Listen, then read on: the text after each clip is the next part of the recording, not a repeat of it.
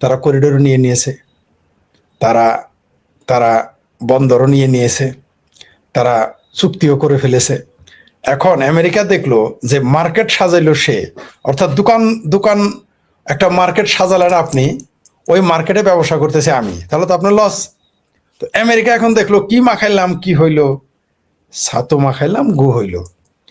সঙ্গত কারণেই এখন ভারত এবং আমেরিকার কমন এনিমিকে চায় না। তো সঙ্গত কারণেই এখন তারা ঐক্যবদ্ধ হবে। এর জন্য তো বিশেষজ্ঞ ডক্টরেট ডিগ্রির দরকার নাই রাজনীতিতে, এটা কমন সেন্সের ব্যাপার। নিঃসন্দেহে পশ্চাৎরা ভারতের বিরোধিতা করবে, করতে চাইবে, কোনো সন্দেহ নেই। কিন্তু তার মানে এই না তারা চায়নাকে ঢুকতে দিবে। আবার এখানে ভারতে কিন্তু দুই দিকে, অনেকেই বলতেছে ভারত চাপে আছে, ভারত কিন্তু দুই দিকে সুবিধাপ্রাপ্ত। এখানে আমি ভারতকে উইন উইন পজিশনে দেখতেছি। চায়নাও কিন্তু চাইবে না যে আমেরিকা এখানে প্রতিষ্ঠিত হোক, এটাও কিন্তু একটা ব্যাপার আছে। চায়না, কারণ ভারত তো চায়নার তুলনায় দুর্বল শক্তি, তো দুর্বল শক্তিকে আবার তারা ওয়েলকাম জানাবে। কিন্তু আমেরিকা তো অত্যন্ত সবল শক্তি, তাকে তো ওয়েলকাম জানাবে না আমেরিকা, চায়না।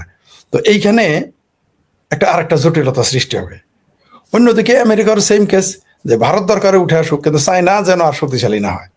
চায়না যেন বাংলাদেশ সহ, আপনি যেটা বললেন, যেটা আমার সাথে আপনার অফ দ্য রেকর্ডে কথা হলো, সেটা হলো যে সমুদ্র এরিয়া, জলসীমানা দেখেন, পুরো আরব সাগর থেকে শুরু করে, পুরো আরব সাগর থেকে শুরু করে ভারত মহাসাগর হয়ে অস্ট্রেলিয়া পর্যন্ত।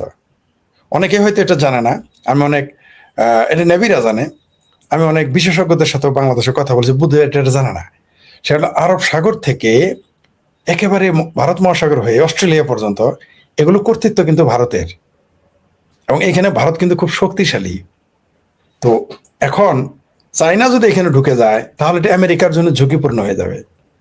সঙ্গত কারণে আমেরিকা কোনো না কোনো একটা সময়, এই যে আপনি পাশ্চাত্যের কূটনীতিবিদদের দৌড়ঝাঁপ দেখতেছেন, সেটা আমেরিকার হোক ইউরোপের হোক, তারা যে বাংলাদেশ ভারত সহ বিভিন্ন জায়গায় দৌড়াচ্ছে। আমার ভাবির ছেলেদের কাছে কখনো যায় এই পাশ্চাত্যের রাষ্ট্রদূতেরা, কখনো মামুনুল হকের মতো জঙ্গির কাছে যায়, কখনো বাংলাদেশের ধর্মমন্ত্রী নোটিশ ছাড়াই নিজেই দেখা করতে যায় তাদের সাথে, কখনো বিএনপির সাথে দেখেন।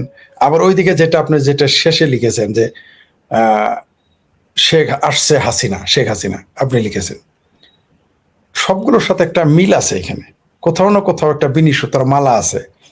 জননেত্রী শেখ হাসিনা বলতে পারতেন আমি আসবো, বা যেটা তিনি বলে এসেছেন যে আমি আসবো, এটা নিয়ে কত তারা ট্রল করেছে দেখলাম। বাংলাদেশে যত চিঙ্কুবাম আছে, বিএনপি জামাত হেফাজত বাবির পোলারা কত ট্রল করলো, কিন্তু যখন তিনি ডেট ফিক্সড দিলেন তখন বললেন আসতে দিব না।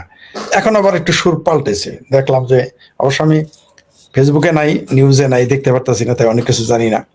তো যতটুকু সংক্ষিপ্ত সময় দেখেছি, তারা এখন বলতেছে শেখ হাসিনা আসলে জেলে ভরবে, তাকে ফাঁসি দিবে। কেউ বলতেছে ফাঁসির দড়ির সাথে নিয়ে আসেন, আগে বলছে ফাঁসির দড়ি তারা রেডি রেখেছে, এখন বলছে ফাঁসির দড়িও নিয়ে আসেন। কয়দিন পরে এটাও বলতে পারে যে আপনি জল্লাদও নিয়ে আসেন, এটাও বলতে পারে, কারণ অলরেডি বলে ফেলেছে কোনো নেতা। তো জননেত্রী শেখ হাসিনা কিন্তু আসলে দড়ি নিয়ে আসবেন, জল্লাদও নিয়ে আসবেন। কাদের জন্যে? যারা জুলাই সন্ত্রাস ঘটিয়েছে, যারা মনে করতেছে জননেত্রী শেখ হাসিনা এইখানে ফাঁসি নেওয়ার জন্য আসতেছেন, আত্মসমর্পণ করার জন্য আসতেছেন। কোনো একজনকে, কার যেন লেখা আমাকে দেখলাম একটু এক সময়, হঠাৎ করে নজরে পড়লো, যে তিনি আসলে নাকি খালেদা জিয়ার মতো জেলে থাকবেন। খালেদা জিয়া আর শেখ হাসিনা এক না। ওই বিএনপিকে সিগারেটের বাইরে বেরোতে পারে নাই বলে শেখ হাসিনাকে আটকানোর পরে আওয়ামী লীগকে সিগারেটের মধ্যে থাকবে না। যতই তোমরা আওয়ামী লীগের অফিস দখল করাই করো, সেনাবাহিনী বেড়াকে ফিরে গেলে, এই যে একজন এখানে লিখেছেন ভারত কোথায় নিম্ন শক্তি। ভাই, চায়নার সাথে তো নিচু শক্তি নাকি? চায়না তো পরাশক্তি। নিচু শক্তি বলতে কি বুঝাইছি, আপনি কি বুঝলেন এখানে? সামরিক শক্তিতে চায়নার সমান না, এটা বুঝাইছি।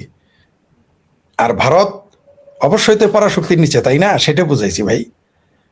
ভারতের যদি এত শক্তি থাকতো, তাহলে বাংলাদেশ যেভাবে গালি দেয়, যেমন বিএনপির এত শক্তি কিন্তু ভাবির পোলারা গালি দিতে দিতে কমায় পাঠায় দিছে, তেমনি ভারতকে নিয়ে যেভাবে বলে বাংলাদেশের হাঁপানি রোগী, যক্ষার রোগী, কাজের লোক, তারপর রিক্সাওয়ালা, টেম্পোওয়ালা, তারপর আমার ভাবির পোলারা সহ শুরু করে যেভাবে আপনাদের গালি দিয়েছে, তারা ভারত দখল করবে, সেভেন সিস্টার দখল করবে, আপনারা কিন্তু একটা শক্ত কথা বলতে পারেন নাই। তা আপনাদের কি বলবো আমি? উষা শক্তি বলবো আপনাদের? আপনারা তো নিচা শক্তি ভাই, ভারত তো নিচা শক্তি। আমাকে যদি কেউ এসে মা তুলে গালি দেয়, বাপ তুলে গালি দেয়, আমার দিয়ে রাস্তা দিয়ে গালি দেয়, আমার যদি ক্ষমতা থাকে আমি বসে থাকবো? আমি তো শর্টকানা দিয়ে চাপা সোজা করে ফেলবো। কখন আমি কৌশল নিব? যখন আমি আসলেই দুর্বল। কখন আমি চাণক্য নীতি নিব? তখন যখন আমি আসলেই দুর্বল। সেই জন্য বলেছি ভারত দুর্বল শক্তি। দুর্বল শক্তি না হলে ভারতের কথায় বাংলাদেশ এগুলো এগুলো যদি ভারত যদি ভারতের অর্ধেক ক্ষমতা ধর থাকতো বাংলাদেশ, এতদিন তো ভারত দখল করে ফেলাইতো। সেই জন্য বলছি ভারত নিশ্চয় শক্তি। আমি ভুলটা বলছি কোথায়? সামরিক শক্তিতে যদি সত্যি এত শক্তি থাকতো, তাহলে বাংলাদেশ এগুলো কথা কিভাবে বলে আমাকে বুঝাই বলেন। হয় আপনারা অবশ্যই দুর্বল, আর না হয় আপনাদের কূটনীতি দুর্বল। এটা তো মেনে নিতে হবে ভাই। দ্বিতীয় বিশ্বযুদ্ধের হিস্ট্রি পড়ে দেখেন, হিটলার মনে করেছিল যে সোভিয়েত ইউনিয়ন আসলেই দুর্বল, তার জন্য সে গিয়ে সেখানে হামলা করেছিল। নাহলে হিটলার কি এত পাগল নাকি ওখানে হামলা করবে? কারণ রাশিয়া একটা ভুলের জন্য তাদের 10 কোটি লোক মারা গেছে রাশিয়ার। কারণ তারা শক্তিমত্তা প্রকাশ করে নাই। রাশিয়া জিতেছে, সোভিয়েত ইউনিয়ন জিতেছে, কিন্তু দ্বিতীয় বিশ্বযুদ্ধে মৈত্রী শক্তি হিসেবে তখন আমেরিকা ব্রিটেন মিলে হিটলার একটা দেশ, সে যে আক্রমণটা করলো, ইতিহাস পড়েন, শুধুমাত্র একটা ভুল, যে হ্যাঁ, শক্তি প্রকাশ না করার কারণেই হিটলার হামলা করেছিল। হিটলার যদি জানতো সোভিয়েত ইউনিয়ন এত শক্তিশালী, জীবনও যাইতো না। এই যে বাংলাদেশ এত ঘাউ করতেছে, বাংলাদেশের যারা পেয়ারা পাকিস্তানি, তুরস্কের চামচামি করে, এই যে ভারতের এত গালি দেয়, যদি ঠিক মতো মুগুর মারতো, কেউ কথা বলতো? কেউ বলতো না, কারণ জানে কিছু বলবে না বা করতে পারে না। দুইটাই হইতে পারে, হয় ভারত কিছু করার ক্ষমতা রাখে না, অথবা কিছু বলবে না। তো দুইটাই তো আপনার লস। আরে ভাই, একটা গ্রামের ইউনিয়নের মেম্বারের গালি দিলে ভাই চামড়া ছুলে ফেলায়। একটা মেম্বার একটা গ্রামের মেম্বার যদি হয়, তার গ্রামে তার এলাকায় যেতে পারবেন না আপনি, প্রয়োজনে সে আপনার ল্যাং মারবে। এরকম গালাগালি দিয়ে কিছু করেন না, আবার বলতেছেন এখানে এসে আমার জ্ঞান দিতে আসছেন, তাহলে তো ভাই সমস্যা। ভাই পড়তে হয় না, অপ্রাসঙ্গিক ভাবে অনেক কথা বলতে হলো। জি, সোভিয়েত ইউনিয়নকে জি জি ফরিদ ভাই আর যে বিষয়টা কথা হলো, মানে উনি হয়তো একটা কমেন্ট করেছেন, করতেই পারে দর্শক, আর নিজের দেশ তো, হয়তো উনি ভারতের নাগরিক, হয়তো উনি ওনার কাছে মনে হয়েছে। জি, আমি তার কাছে শ্রদ্ধা রাখি বলতেছি, ভারতকে নিচে বলছি চীনের তুলনায় সামরিক শক্তিতে, অর্থনীতি বলছি, এতেই তার এত খারাপ লাগলো। তাইলে এই যে বাবির পোলারা যে ভারত দখল করতে চাইলো, তখন উনি কোথায় ছিল? সেই জন্য উনি তো ওনার কথাতেই ফেসে গেছে। ওনার সাথে তো আমি বেশি ক্ষুব্ধ। উনি ভারতের কোনো সন্ধান, কিন্তু আমার তো ভারত প্রেম কম নাই। আমিও তো ভারতকে ভালোবাসি, শ্রদ্ধা করি। আমার তো দালালই বলে, কে না বলে? আপনার এখানেও তো আমার বলেন আমি ভারতের দালাল, নরেন্দ্র মোদী দালাল। কিন্তু তিনি আমার এই কথাতে যদি একটু গুসা পান বা রাগ পান বা কষ্ট পান, পাইতেই পারেন। একটা ফরিদ ভাই ন্যায্য কথা বললে আবার অনেক গালাগালিও, কেউ আছে এরকম গালাগালিও শুনতে হয়। তো আমরা তো আসলে নিরপেক্ষ দৃষ্টিতে ন্যায্য কথাটা বলার চেষ্টা করি। যে আসলে আমরা এখানে আমাদের দেশে যেভাবে ভারতকে নিয়ে কথা বলা হয় পলিটিক্যালি, এটাকে আমরা মনে করি এটা ঠিক নয়।